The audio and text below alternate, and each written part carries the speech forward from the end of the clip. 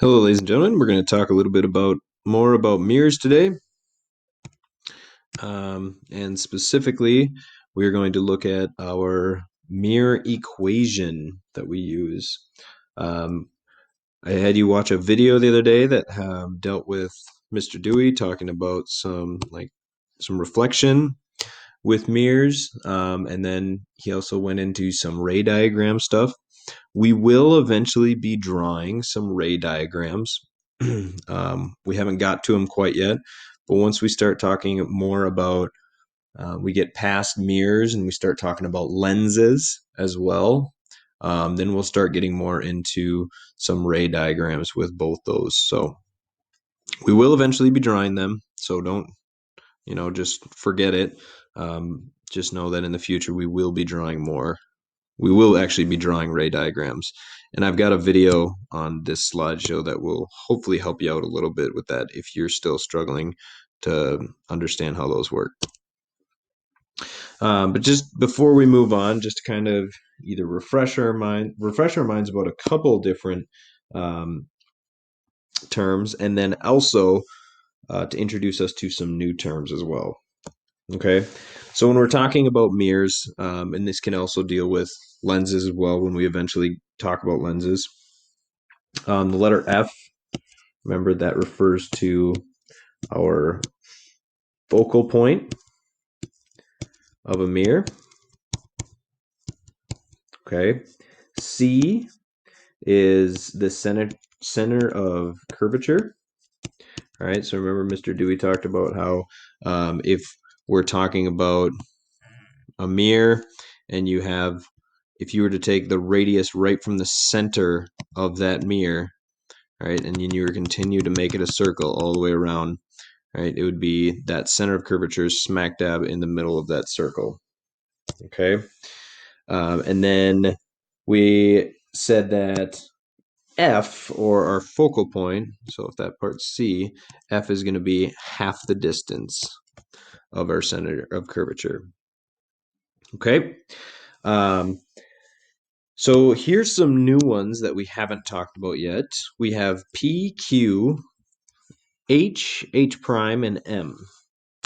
Okay, these are going to relate to our mirror equation that we're going to be talking about today. And P is in reference to our object distance, or how far away our object is from the mirror itself. So P is going to be object distance. Okay.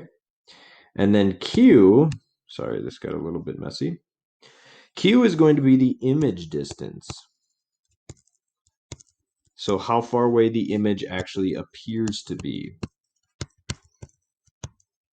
So we have object distance and image distance. And then H is going to deal with heights. Okay, so just H alone is going to be the object's height. So the actual object. How tall is the actual object? Okay, and then H prime, or H with a little apostrophe, is going to be the image height. So how tall does that image actually appear to be? Right, that image might appear to be smaller or might appear to be bigger depending on what kind of mirror you're working with.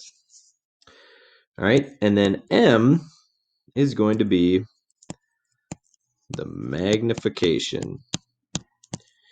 Now, the magnification is simply just a ratio of how tall the object is to how tall it appears to be. That's all it is.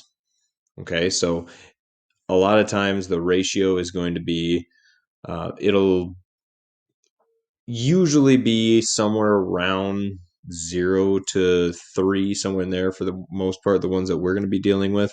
But if you had a magnification of 1, that would just mean it's a 1-to-1 ratio. So you would actually have no magnification at all because the object height and the image height would both be the exact same. If you had a magnification of 2, well, that means that your image is 2 times larger than the actual object itself. Okay. So then if I were to say I have a magnification of 0.5, well, then I would have an image that is half the size of the actual object itself.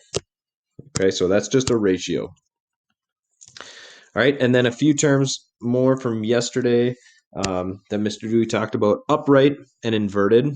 All right, actually, all four of these are talking about the image that we see from a mirror. Okay, so there's upright and inverted. So that just deals with whether what we see, what image we see, is either upright or if it's flipped upside down. And then real and virtual has to deal with when we're talking about those rays either um, converging on our side of the mirror to form a real image, or are those rays diverging and we are seeing where they would be coming from on the other side of the mirror. Okay, so sometimes if we have a converging mirror, we would have two rays that actually cross paths, and that's going to form a real image. All right, but if we have rays that are diverging, that they don't actually cross paths, now what we see is actually going to be behind the mirror, where our brain kind of imagines where that picture would be coming from on the virtual side of the mirror. So this would be virtual. That is not what we want. So that's virtual, and this would be real. Okay, so that's just kind of some terms from yesterday.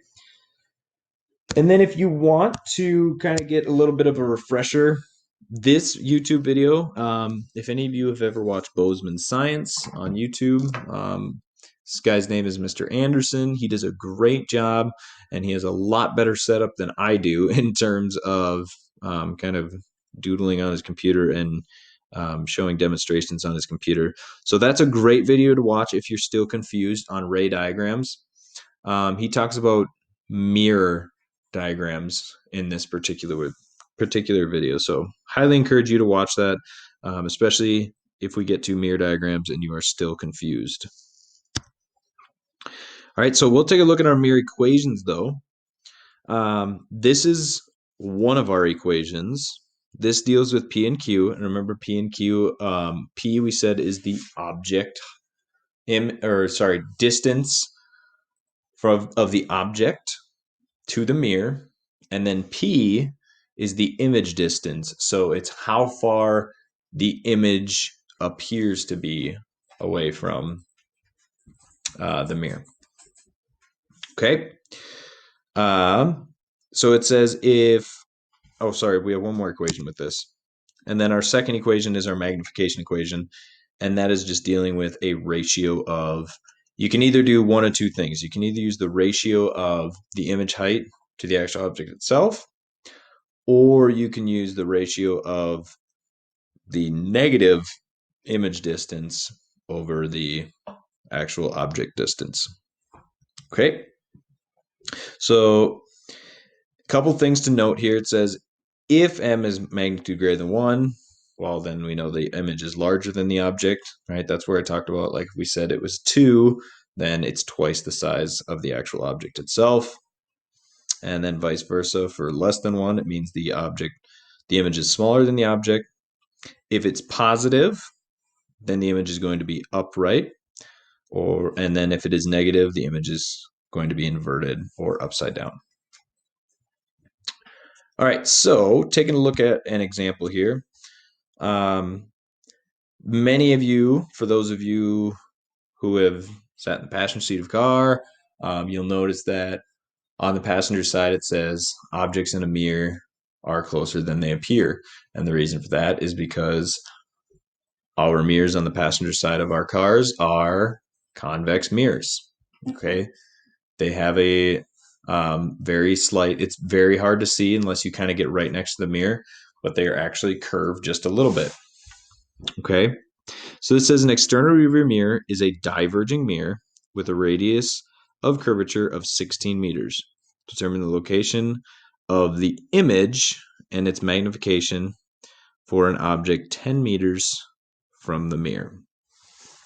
Okay, so just start by jotting down what you know already. I know center of curvature is going to be equal to 16 meters. And then I know the object is 10 meters from the mirror. So I know the actual object itself, or P, is 10 meters away. Okay, that's all I'm given.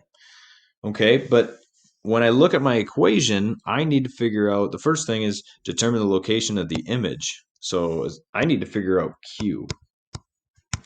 Okay, well, my equation that has those three variables is 1 over F is equal to 1 over P plus 1 over Q.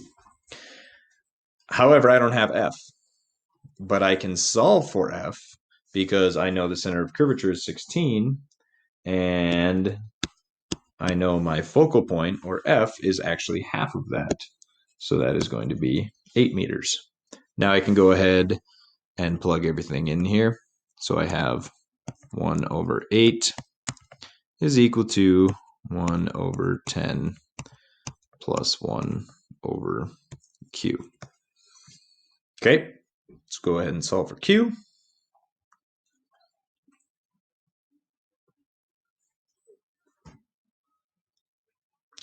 All right, so hopefully you found that Q is 40 meters, right? Now, I'm being honest, I don't know how accurate that actually is. I don't know what the actual center of curvature is on a car's mirror, so I don't know how accurate that actually is.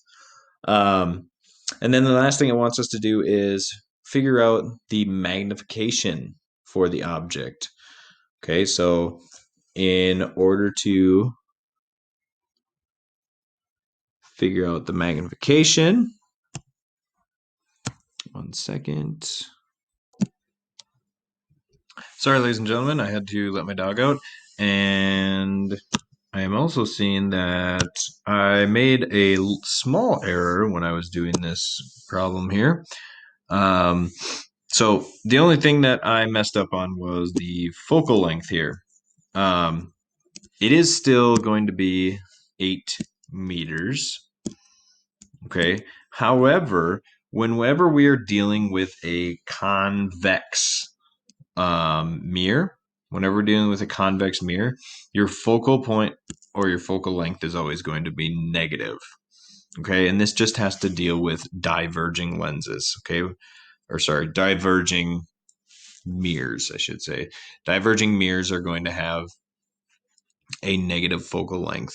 All right, and there's just kind of some rules that you have to follow, and that's one of them when you're dealing with these equations. And I can include that on the slides as well after I'm done making this video. So we'll fix that here.